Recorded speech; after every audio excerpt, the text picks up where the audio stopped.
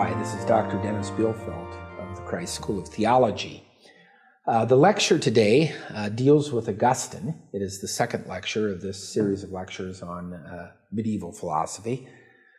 And I'm choosing to believe that Augustine is an early medieval philosopher, if you will, as is Boethius, because certainly with Boethius, the entire stage is set for the problems of universals, or the problem of universals, that was deeply discussed in the Middle Ages.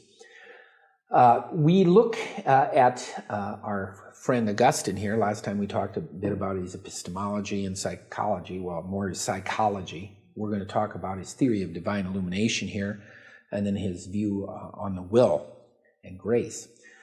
But his view of divine illumination basically starts with the notion that, of course, sense is to sensible objects, as the mind is to intelligible objects. And if you remember right, for Plato to know that Stella is a sheep, one had to acquire the form, one had to be in epistemic contact with the form of sheepness, right? In order to see that Stella participates in the form of sheepness. And of course, sheepness holds certain relationships with mammality and other relationships with animality, right? And so we know a lot about Stella when we know she's a sheep, because we know how sheep fits in with the larger classificatory system, right? All of this comes from Plato. Aristotle, of course, develops this to a greater degree in slightly different soil, slightly different direction. But when we get to a fellow like Augustine, we find that, of course, he's very interested in Neoplatonic thought, which, of course, he knew about the one going out into nous, right? And he understood that there is certainly a movement within the Platonic Academy to see the one as beyond predication. And, of course, there's somewhat different views on this, and some of you will remember we talked about how all things are generated basically from the one and its relationship with the indefinite dyad, right? From these late lectures by Plato in the Academy. Well, when one thinks about where the form of sheep is, one gets puzzled, actually. Where could the form of sheep be? Or where is the number 3? I used to tell my students, where's the number 3? You know, is it down by Sioux Falls somewhere? Is it over by Kansas City? And of course they say, well, numbers aren't in space, right? Well, when did the number 3, come about? The year 1220? Or was number 3 around in 1000 AD? No. Numbers aren't in time like that. Well, of course, Plato is very interested in numbers because they're like Platonic forms. They have a kind of trans-temporal ontological status, right? They are part of the intelligible world. And they exist deeply, but they don't exist in space and time like, small rodents do, right? Small rodents exist in space-time. But of course, the form of rat is a denizen of the intelligible, right? But where is this? How is this? Well, actually, if you think about it, Augustine's view is more explanatory in some sense than the Platonic view, or certainly the idea of a sort of a Platonic heaven that is just there somehow. Here, at least, we have an explanation, and of course, that is, and this goes nicely in the medieval tradition, and we talked about it with nous and how the forms were in nous. But the forms are in the mind of God, right? And so there is this theory of divine illumination that when we know anything as a particular thing, we are accessing the form of the thing and connecting to, in some deep sense, the mind of God. So divine illumination, if we could put it this way, for our good friend Augustine, constitutes the transcendental conditions of human awareness of intelligible objects. And I know all of you, when you hear the word transcendental conditions, you're thinking of that guy that likes sauerkraut, right? Our good friend Kant thought that a particular sauerkraut helped his digestive system. Kant lived, of course, from 1724 to 1804, and he is known for asking the transcendental conditions. What are the transcendental conditions for the possibility of the kind of experience we have, said Kant. Well, Augustine is providing some transcendental conditions here, but he certainly doesn't get there by way of transcendental deduction A or B, as Kant does. Michael Mendelssohn, who has written an article on Augustine in the encyclopedia, the Stanford Encyclopedia of Philosophy that you can get online, he points out that, Augustine's view here that the forms are in the mind of God really is no more problematic and maybe even less problematic than the Platonic forms just existing on their own, or maybe Aristotle's notion that somehow out of these inductions we make, we run into necessary first principles. Of course, most of you probably are familiar with David Hume, who was a great philosopher in the English-speaking world, lived from 1711 to 1776. And of course, Hume is very well known for his problem of induction, right? And that is to say, just because something has been this way in the past, why do we expect it to be this way in the future? Just because A has been constantly conjoined to B for the last thousands of years, why would we think they're going to be so conjoined tomorrow? Well, this is always a problem for induction. You look at the world and you see regularities, you write them down in a book, or you remember them, or you tell others about them, but you don't know if things are going to be that way tomorrow. How would you ever know that the future is going to be like the past? So for Aristotle, to get to demonstration, deduction, and the intelligible world, starting with experience, you kind of got a bit of a problem. How do you get to principles that are necessary and from which all beautiful logical deductions follow when you start with experience, which seems to be a kind of muddled thing? Now, if you think this is a problem for Aristotle, it's a problem for all of science, right? This is the problem of science. But anyway, Descartes thought there were innate ideas, right? In the third meditation that he was writing, he talked about how we have an innate idea of perfection. It's an innate idea. We're born with it.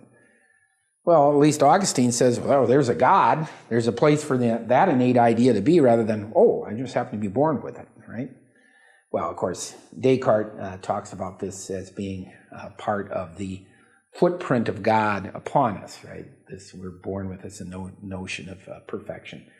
Or the Kantian transcendental categories are deduced through the transcendental deduction, and they just happen to correspond, of course, to much of Aristotle's logical categories. Anyway, if we could just take the blinders off for a minute, we might see that, golly, Augustine's view is really no more absurd than the rest of these. But we just live in a different time, and we don't want to allow God any sort of explanatory properties. And, when you think about this, you've got the world, right? And you've got the self, and you got God. You could think of yourself as somewhat self-contained, right? And then somehow God shows up here as sort of the highest principle in the world, that which is over against the self, and that would be God as a transcendent being in the field of the object, if you will. Or you might make this Augustinian turn and say that somehow God is presupposed here as the very possibility for the self to go out and know anything in the world. Now, some of you who might have read a little bit of Roman Catholic theology may be aware of a school of thought called Transcendental Thomism. with Lonergan and Marischal and Rahner.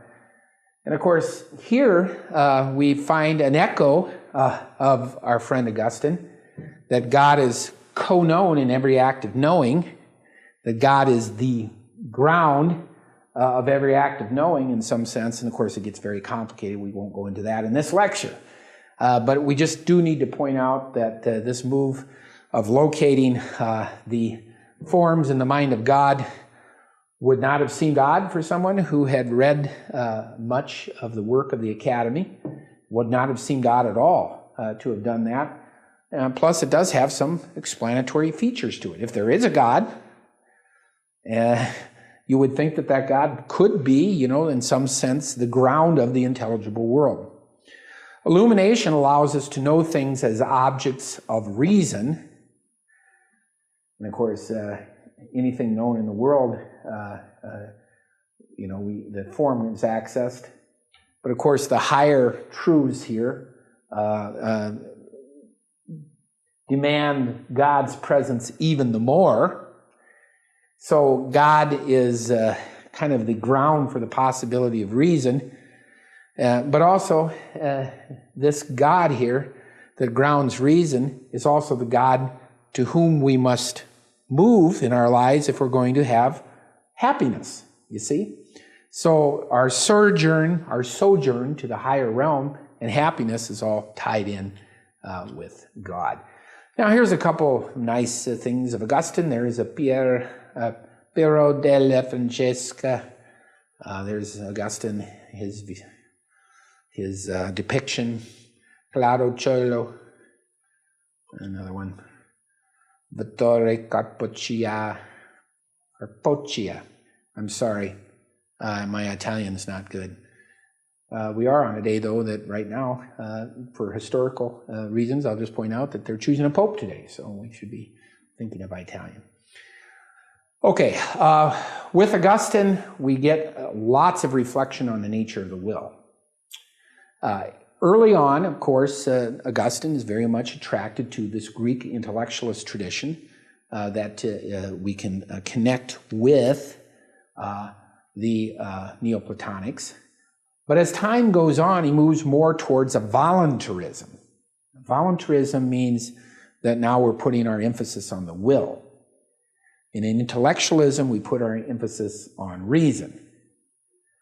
We once were intellectualists in the Western tradition, but all of you know now that Schopenhauer, running through Nietzsche, running through Freud, giving birth to so-called depth psychology, put us solidly in the voluntaristic tradition.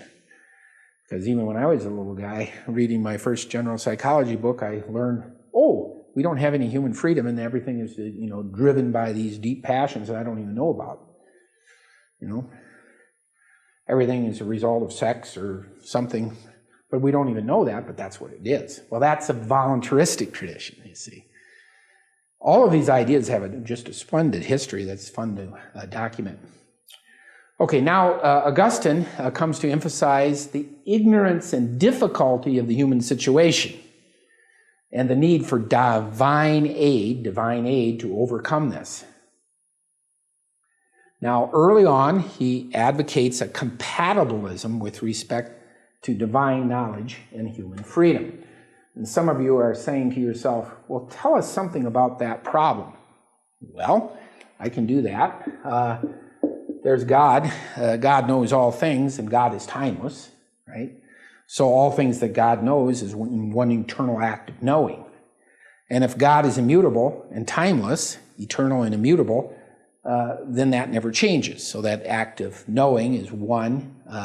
All things are known in a simultaneous presence to God. And so whether X does Y or Z is already known by God. And of course, if this is already known by God, we can let X be a guy. Peter can be the guy. Peter is X. And Peter can either do Z or Y, it seems. But if God knows all things in one timeless act of knowledge, then it seems like Peter could not have really done Z if God knows that Peter will do Y, right? So what we have here, this is the as part of the problem of the knowledge of future divine foreknowledge of future contingents. It's thought that human action is contingent. One could either do X or not X. This problem is a very deep and thorny one, and what we find in Augustine is a compatibilism, because Augustine believes that divine foreknowledge is compatible with, right, human freedom. So Peter could do X or Peter could do not X, and that will be foreknown by God for eternity. So human free action for X rather than not X is itself foreknown by God. Now, this is, of course, a topic that one takes up in the philosophy of religion standardly, and there's lots of good literature on this these days. There are some that would advocate a position like Augustine, and some who will try very hard through some very robust philosophical techniques to show that divine foreknowledge is indeed compatible with human freedom. The names of Plantinga here arises. You'll have other philosophers who will say, no, there really isn't freedom if God has this kind of divine foreknowledge. And by the way, there is the problem of the divine will. And of course, nothing happens outside the sway of the divine will. So even if you could solve the foreknowledge problem, you'd still have the will problem.